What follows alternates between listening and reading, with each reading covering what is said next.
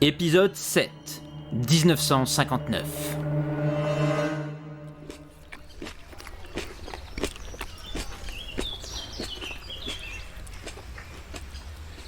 Bon, je t'écoute. T'es sûr ? Tu veux pas que j'aille te chercher à boire ou quelque chose ? Bon, alors maintenant t'arrêtes, Rupert. T'as dit qu'il fallait qu'on soit au calme, on est venu dans le parc. Ensuite, il nous fallait des glaces, on a mangé des glaces. Ensuite, il nous fallait des beignets, on a acheté des beignets. C'est bon, maintenant arrête de retarder le truc. Tu m'as promis de me raconter ton histoire avec la magie et tu vas le faire tout de suite. Tiens, prends le dernier beignet fourré, ça te donnera des forces. Bon, très bien. Tout commença en 1959.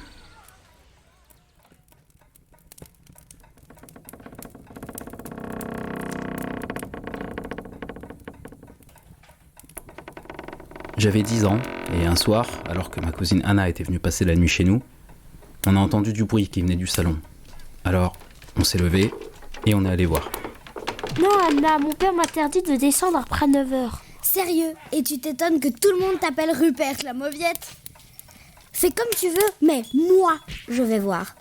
Attends, me laisse pas tout seul.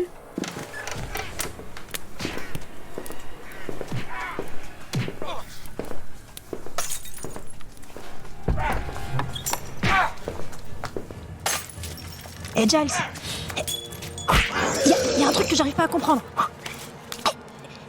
Comment ils ont pu rentrer chez vous sans avoir été invités ? Vous me confirmez que vous n'avez pas invité de vampire chez vous dernièrement ? C'était pas vraiment ma faute. Ils sont passés hier soir avec des habits de postier. Ils portaient leur visage d'humain.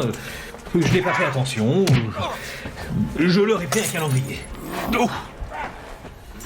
Hé, Rupert, ils sont en train de tout casser dans ton salon. Et ton père se fait frapper. Parle moins fort, si nous entend, je serai puni. Donc Draxus nous envoie ses sbires pour nous tuer, et vous les faites entrer chez vous, et vous leur filez de l'argent. Oui, mais ils m'ont eu par surprise. Et puis, il était très joli ce calendrier. Cette fille était incroyable. J'avais jamais vu personne sauter, se battre et se déplacer comme elle le faisait.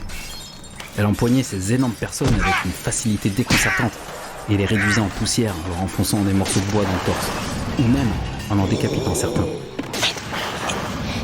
L'épée là, au-dessus de la cheminée. Je peux m'en servir, ça craint rien, Ed. Faites attention quand même. Hein. Elle a appartenu à mon ancêtre, Duncan Giles, au XIVe siècle. Elle a servi... Oui, vous inquiétez pas. Je vais juste couper quelques têtes et je la remets en place.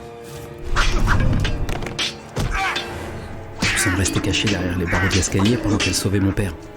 À aucun moment j'ai eu peur. Ces vampires, j'ai appris plus tard que c'était des vampires, ils faisaient 2 fois sa taille. Et les derniers ont préféré s'enfuir plutôt que de devoir la combattre. Waouh, et ensuite ? Quand tout a été fini, avec Anna, on a voulu retourner dans ma chambre. Mais c'est là que mon père nous a entendus et nous a ordonné de descendre. C'est bizarre, mais dans mon souvenir, j'étais persuadé que Maggie nous avait repérés depuis très longtemps. Même quand elle se battait et qu'elle avait rien dit, comme pour nous laisser regarder. Comme si... Enfin... C'était la première fois qu'on me traitait comme un adulte. C'est l'impression que ça m'a fait, en tout cas. Et ton père ? Il vous a engueulé ? C'est le moins qu'on puisse dire. Mais heureusement, Anna était un peu plus vieille que moi, alors c'est surtout elle qui s'est fait sermonner. Et ça, c'était la partie sympa, parce que du coup, c'est Maggie qui m'a raccompagné en haut pendant ce temps. Elle m'a vite fait expliquer le truc des tueuses et des observateurs, et elle m'a donné mes premiers conseils contre les vampires. C'était dingue. Attends, Rupert, là, t'oublies des morceaux. C'est quoi les observateurs et les tueuses ? Je suis un peu perdue. Et surtout, j'exige que tu m'en dises un peu plus sur cette Maggie, qui n'a pas l'air de t'avoir laissé indifférent. La tueuse est une jeune femme qui a une force surhumaine, et qui, guidée par son observateur, a la lourde tâche de limiter la prolifération des monstres du monde occulte. Le Conseil des observateurs est l'organisme qui chapeaute tout ça depuis des siècles, dans le plus grand secret. Et donc, ce soir-là, en 1959, j'ai découvert que mon père, Edmund Giles, était observateur, que cette chose avait 16 ans, qu'elle s'appelait Margaret Smith, et que du haut de mes 10 ans, elle était la plus belle chose que j'avais jamais vue. Ouh, le petit Rupert, t'étais amoureux. C'est trop mignon. Et tu l'as revu après ? Quand t'as grandi, t'as tenté quelque chose ? Non, hélas. La vie d'une tueuse est très dangereuse, et souvent trop courte pour ce genre de choses. Ah merde. Pardon. Quoi qu'il en soit, à partir de ce moment, et bien évidemment, dans le dos de mon père qui nous l'avait formellement défendu, avec Anna, on commença une exploration assez méthodique des ouvrages occultes cachés dans la maison, et notre initiation à la magie débuta. On voulait tout savoir de ce nouveau monde.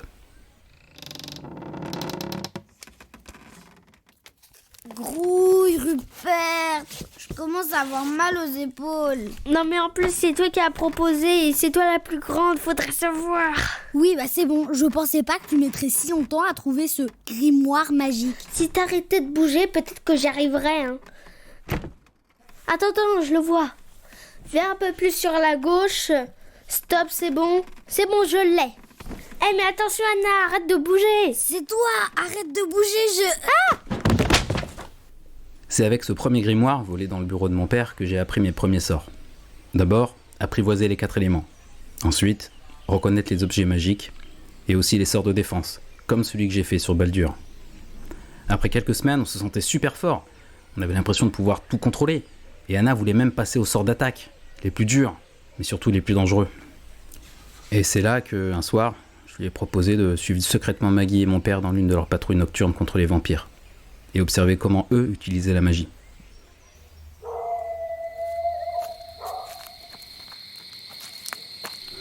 Anna, je vois rien.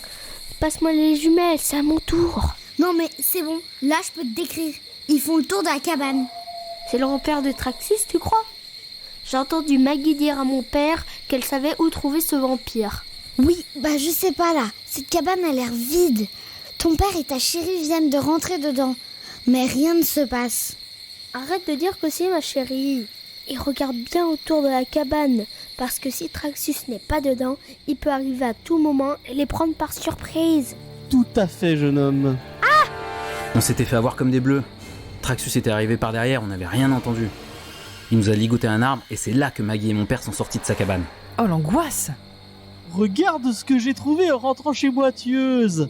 Ah, j'adore les enfants anglais, toujours très bien nourris. Du sang de qualité. Dommage pour toi, tu n'auras pas l'occasion de les goûter. Dans 15 secondes, tu ne seras plus qu'un petit tas de terreau. Je t'explique comment moi je vois les choses. Toi et ton gentil observateur, vous allez me rendre la dague d'Arkédise. Je sais que c'est vous qui me l'avez volée. Et si personne ne fait quelque chose de stupide, je promets de partir sans emmener les 2 petits pour mon casse-croûte. Et c'est là qu'Anna a justement fait quelque chose de stupide. Rupert, donne-moi tes mains. À 2, on peut créer une boule de feu et faire cramer un vampire sans bouger d'ici. T'es sûr, une boule de feu? Mais on n'a jamais fait ça. T'inquiète, je sais faire. Inis, elementum, circulatum, liberarum. La boule de feu d'Anna n'a pas fonctionné et c'est l'arbre auquel nous étions attachés qui a commencé à brûler. Tout entier. T'es en train de revivre ce moment et tu ressens encore la douleur, c'est ça? Non, c'est pas ça. Il y a un truc derrière qui m'a piqué. Ah mais c'est des orties. Je suis con, je suis assis dessus depuis tout à l'heure. Rupert, on s'en fout! Qu'est-ce qui s'est passé? Fini l'histoire! Bah, le bûcher a au moins eu l'avantage de faire diversion sur Traxus qui n'a pas pu s'empêcher de rire et de se moquer de nous. Maggie en a profité pour se jeter sur lui et lui régler son compte. Mon père nous a libérés avant que l'arbre ne brûle entièrement. Ensuite, il nous a éloignés pendant que Maggie s'occupait du vampire. J'ai rien vu. Avec les flammes et les cris d'Anna, je suis tombé dans les pommes. C'est mon père qui m'a raconté la fin. Et cette fin, c'est... ça s'est mal fini? Oui. Les brûlures, elles étaient superficielles, mais pour Anna, c'était trop grave. Mon père l'a emmenée direct à l'hôpital, mais ils n'ont pas pu la sauver. Le conseil a eu beaucoup de mal à étouffer l'histoire. Une gamine de 12 ans brûlée vive, ça a beaucoup fait parler dans la région. Mon père a été suspendu, Maggie a eu un autre observateur, et moi, bah t'imagines, j'ai perdu beaucoup de choses ce soir-là. Ma cousine, mes espoirs débiles avec Maggie, et carrément mon enfance. Enfin, d'après certains psys du conseil. Bref, tu comprends pourquoi maintenant, j'ai quelques réticences à utiliser la magie. Bah ouais, je comprends. Et pour Maggie alors? Tu l'as jamais revue? 2 mois plus tard, elle a été tuée par une sorte de secte de démons assassins. L'ordre de Taraka. C'est mon père qui m'a raconté. Il m'avait même fait asseoir dans son fauteuil, celui à côté de la cheminée. Et il m'a fait un grand discours très ennuyeux sur la responsabilité et le sacrifice. Tu es destiné toi aussi à devenir observateur, fils. C'est comme cela dans notre famille depuis plusieurs générations. Tu es en âge de savoir maintenant que ta grand-mère Edna l'était également. Une des meilleures de ces derniers siècles même, selon plusieurs membres du conseil. Mais alors, t'es observateur? Non, pas du tout. J'ai quitté la formation l'année dernière. J'en pouvais plus. Trop de choses compliquées et je me sens pas prêt. Enfin, pas pour l'instant. On verra quoi. On verra quoi? Hé Philou, comment ça va? Regarde Rupert, c'est Ethan et Philou. On est passé chez toi et ta logeuse nous a dit que t'étais parti vers le parc. Mais attends une minute là. On n'est pas en train de vous déranger tous les deux? Mais bien sûr que non. On parlait cinéma. Ah ouais? Ouais, et justement je conseillais à Rupert d'aller voir Le Parrain qui vient de sortir et tout le monde dit que c'est génial. C'est ça, oui. Et c'est pour ça que j'ai dit on verra. Pourquoi pas un ciné, oui. Mais vous, surtout, vous êtes là tous les deux, c'est parfait. Vous avez amené le livre? Ouais, il est là, mais je repensais à ton truc là. Je me demande vraiment si un démon qui file des bonnes notes, c'est si grave que ça. Mais franchement, c'est pas super grave. Ça se voit que vous étiez pas là quand il s'est énervé, hein. Mais comme tu le dis, Philippe, c'est pas forcément le démon le plus dangereux, mais surtout celui qui le commande. C'est cette personne que nous devons trouver et stopper le plus vite possible.